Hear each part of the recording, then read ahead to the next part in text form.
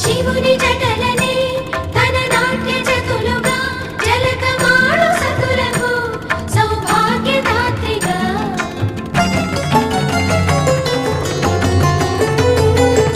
గండాలను పాపాలను కడిగివేయగా ముక్తి నదిని మూడు మునకలే చాలుగా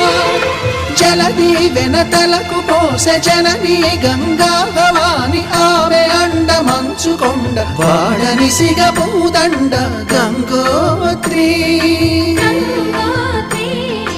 గంగోత్రి